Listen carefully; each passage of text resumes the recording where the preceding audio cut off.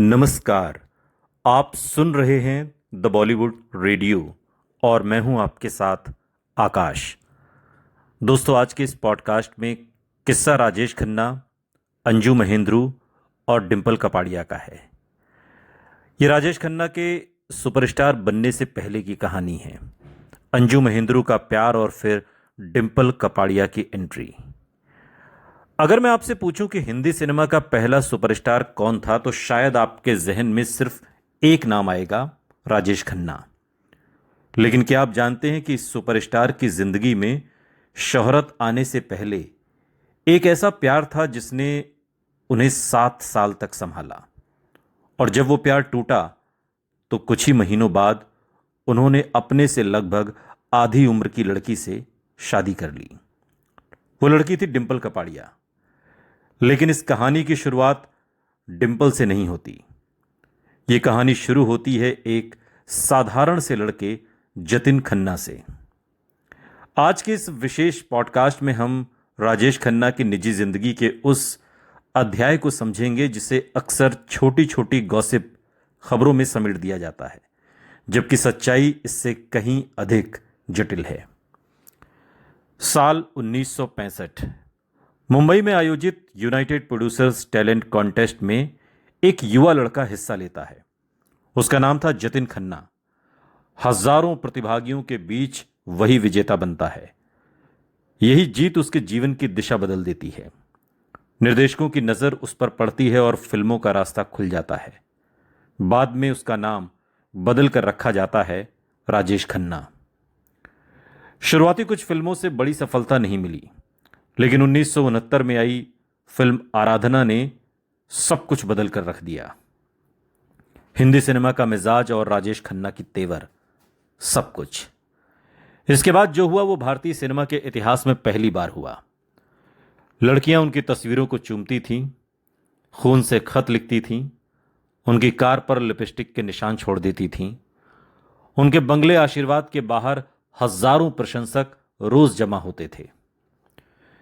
कहा जाता है कि लगातार 15 से अधिक सुपरहिट फिल्मों का रिकॉर्ड उस दौर में लगभग अकल्पनीय था और आज भी है। यह इकलौता ऐसा रिकॉर्ड है हिंदी फिल्म इंडस्ट्री का जिसे आज तक कोई तोड़ नहीं पाया। यानी कि आज तक किसी भी सितारे ने 15 back to back super duper hit फिल्में नहीं दी। और यही वो समय था जब मीडिया ने पहली बार किसी अभिनेता के लिए सुपरस्टार शब्द का व्यापक इस्तेमाल शुरू किया। लेकिन जब पूरी दुनिया राजेश खन्ना की दीवानी हो रही थी, तब उनकी दुनिया में पहले से एक लड़की मौजूद थी, अंजू महेंद्रू। अंजू उस समय मॉडलिंग और अभिनय की दुनिया में अपनी जगह बनाने की कोशिश कर रही थीं। दोनों की मुलाकात थिएटर और फिल्मी हलकों में हुई और फिर धीरे धीरे दोस्ती मोहब्बत में बदल गई। यह रिश्ता करीब 7 साल तक चला। दोनों एक दूसरे के बेहद करीब थे। कई जीवनीकारों और पुराने फिल्म पत्रकारों ने लिखा कि यह रिश्ता सिर्फ प्रेम संबंध नहीं था, बल्कि दोनों एक दूसरे के संघर्ष के साथी भी थे।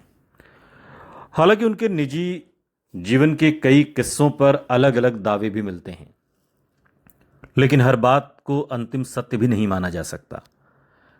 जैसे जैसे राजेश खन्ना का स्टारडम बढ़ा, वैसे वैसे उनके व्यक्तित्व में भी बदलाव आने लगे और ऐसे कई समकालीन इंटरव्यूज और संस्मरणों में इसका जिक्र मिलता है। अंजू महेंद्रू ने सालों बाद एक इंटरव्यू में कहा था कि राजेश खन्ना स्वभाव से काफी पारंपरिक थे। उनके अनुसार कई बार वो उनके कपड़ों और जीवन शैली पर भी आपत्ति जताते थे। ये दोनों की सोच का एक बड़ा अंतर था। और उधर राजेश खन्ना चाहते थे कि अंजू उनसे शादी कर लें, लेकिन अंजू अपने करियर पर भी ध्यान देना चाहती थीं और यहीं से दोनों के बीच मतभेद बढ़ने लगे। 1972 तक आते आते 7 साल पुराना रिश्ता टूट गया। इस अलगाव के कारणों पर कई तरह की बातें कही गईं। स्वभाव का टकराव, करियर, असुरक्षा और बढ़ता स्टारडम। इन कारणों पर अलग अलग लोगों के अलग अलग बयानात हैं और इसलिए किसी एक कारण को अंतिम सत्य नहीं कहा जा सकता। ब्रेकअप के बाद राजेश खन्ना इमोशनली बहुत आहत बताए जाते हैं। और इसी बीच उनकी मुलाकात होती है एक नई लड़की से जिसकी उम्र सिर्फ 16 साल थी। नाम डिंपल कपाड़िया। डिंपल पहले से ही फिल्म बॉबी की शूटिंग कर रही थी। उनकी मासूमियत, आत्मविश्वास और व्यक्तित्व ने राजेश खन्ना को प्रभावित किया। दोनों की मुलाकातें बढ़ी और फिर जो हुआ उसने पूरे देश को चौंका दिया। मार्च 1973 में राजेश खन्ना ने अचानक से डिंपल कपाड़िया से शादी कर ली। सबसे दिलचस्प बात यह थी कि उस समय बॉबी फिल्म रिलीज भी नहीं हुई थी, यानी डिंपल देश की नई स्टार बनने से पहले ही भारत के सबसे बड़े सुपरस्टार की पत्नी बन चुकी थी। राजेश खन्ना लगभग 30-32 साल के थे और डिंपल कपाड़िया टीनेज में थी। उस दौर में यह शादी इतनी मशहूर रही, जितनी मशहूर उतनी ही विवादित। एक लोकप्रिय लेकिन अपुष्ट किस्सा यह भी है कि जो सालों से सुनाया जाता है कि राजेश खन्ना की बारात अंजू महेंद्रू के घर के सामने से निकली थी और इस घटना का उल्लेख कई आर्टिकल्स में और संस्मरणों में मिलता है, लेकिन इसके स्वतंत्र और आधिकारिक प्रमाण भले ना हो, लेकिन यह बात हमेशा कही गई और इसलिए इसे इतिहास की पुष्ट की गई घटना नहीं बल्कि लंबे समय से प्रचलित दावे के रूप में देखा जाना चाहिए। शादी के बाद डिंपल कपाड़िया की जिंदगी पूरी तरह बदल गई।